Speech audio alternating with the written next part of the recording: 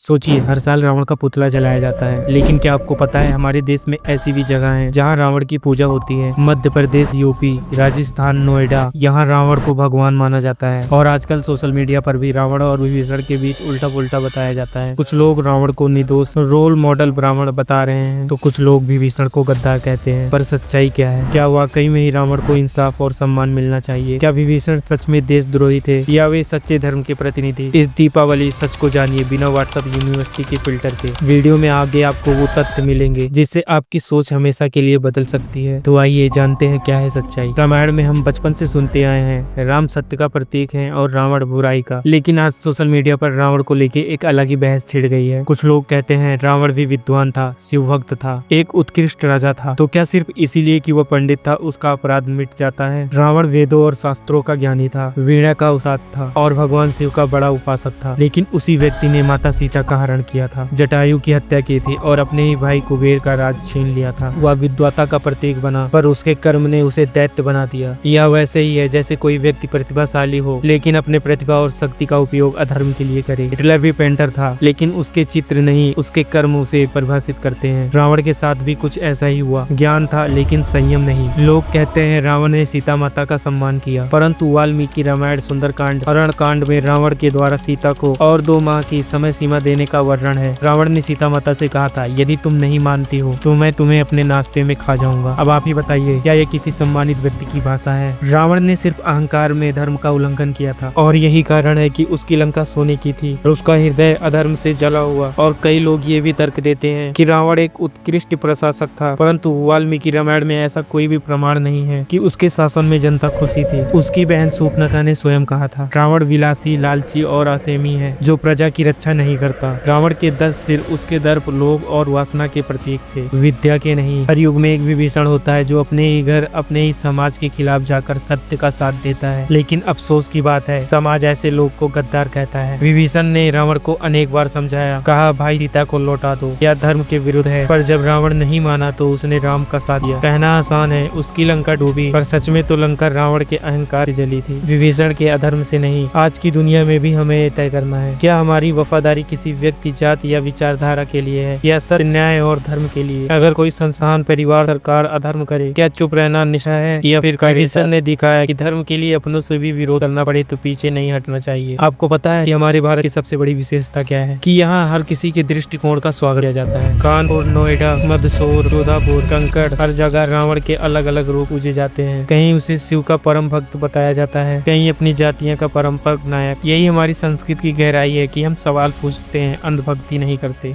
रावण हर युग में है, विद्या में डूबा लेकिन विवेक से दूर। विभीषण भी हर युग में है, छोटा दिखता है पर उसके भीतर धर्म बसता है। दीपावली सिर्फ अंधकार पर प्रकाश की जीत नहीं, यह याद दिलाने का पर्व है कि असली रोशनी बाहर के दीपक से नहीं, भीतर के विवेक से होती है। और हाँ, रावण जलाते रहो मगर अपने भीतर के रावण को भी पहचानो, क्योंकि वही असली दीपावली होगी जब भीतर का घमंड खाक होगा। अगर मैंने आपके हृदय को ठेस पहुंचाया है तो उसके लिए सॉरी। बाकी आप बताओ मुझे कि आपको ये वीडियो कैसी लगी और अपनी राय कमेंट में जरूर